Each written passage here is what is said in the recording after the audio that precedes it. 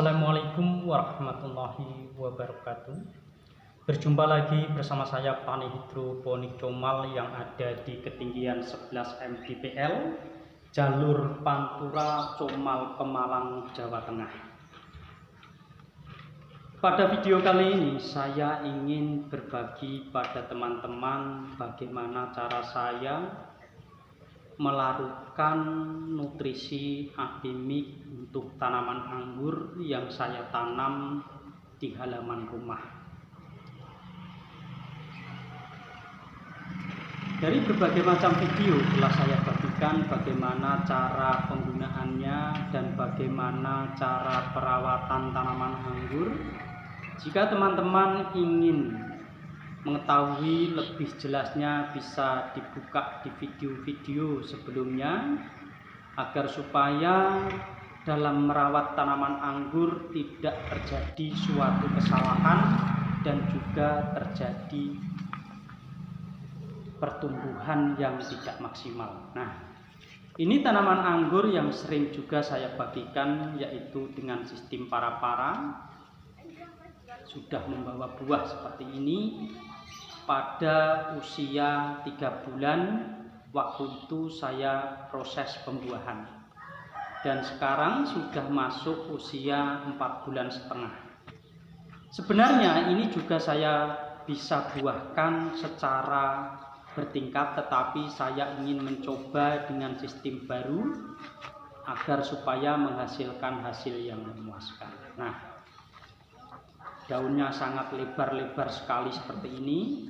Semua itu tergantung bagaimana cara perawatan dan bagaimana cara menyiasati media tanam yang kita gunakan.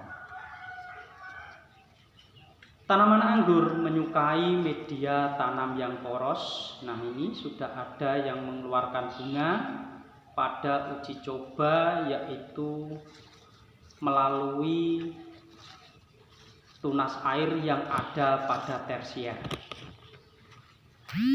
Tujuan saya memang sebenarnya untuk membuahkan anggur ini itu kepinginnya pada cabang tersier, tunas airnya saya pelihara, dan ketika tanaman tersebut cabangnya sudah mulai besar, saya pangkas dan saya buahkan.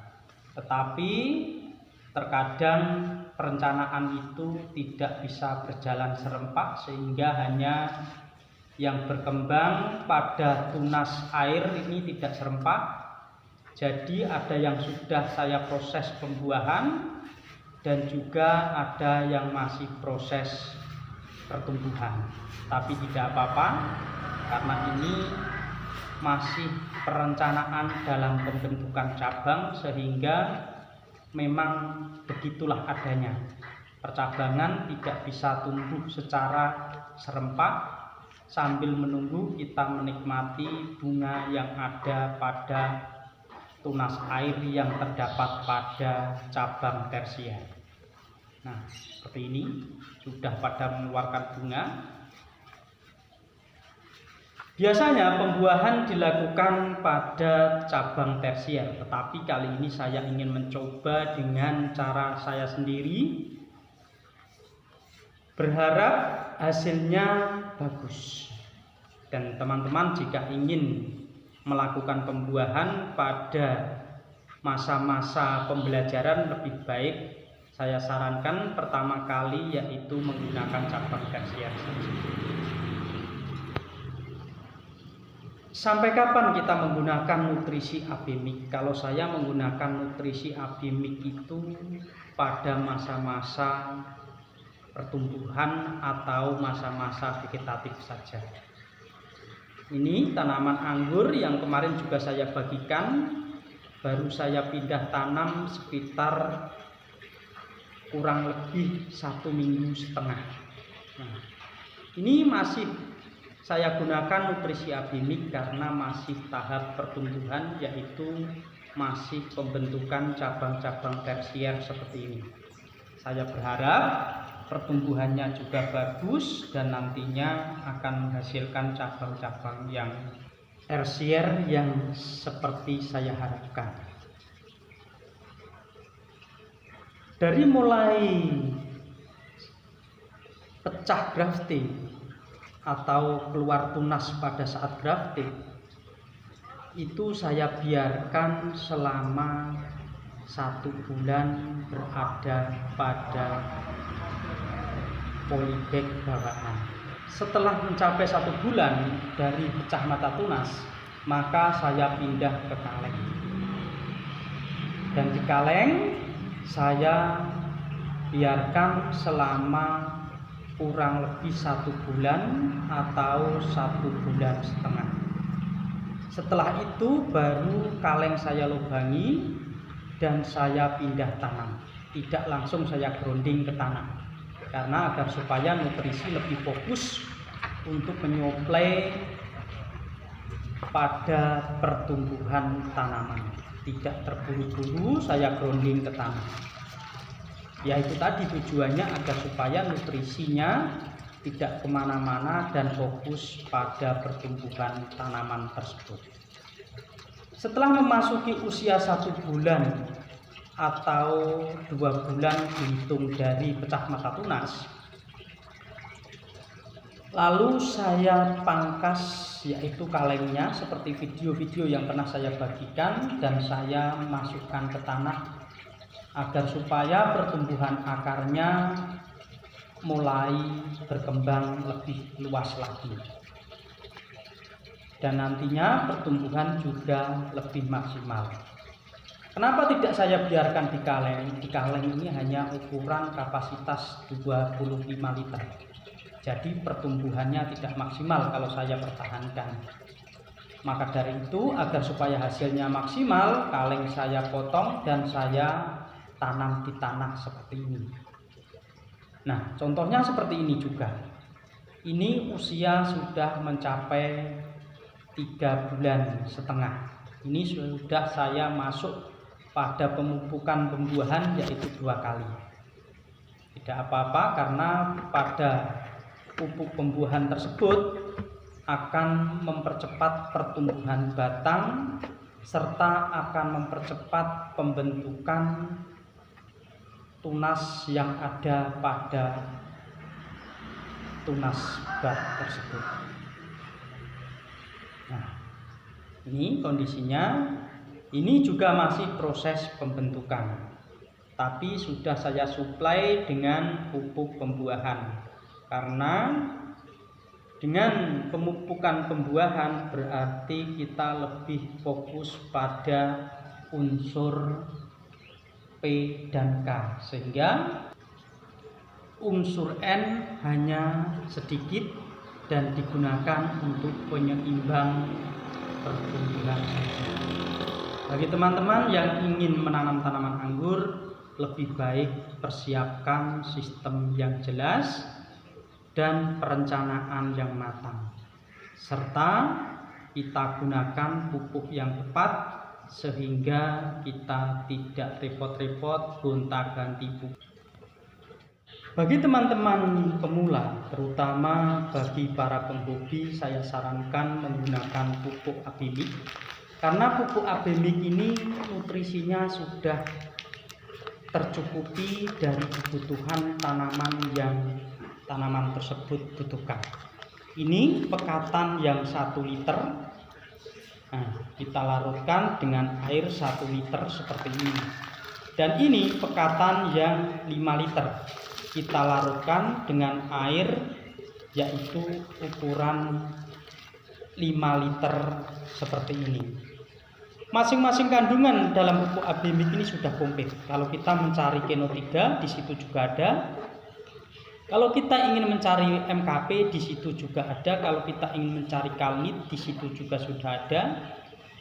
Karena pupuk Abimik sudah dipersiapkan khusus untuk pertumbuhan, dan nantinya juga ada khusus untuk pembuahan.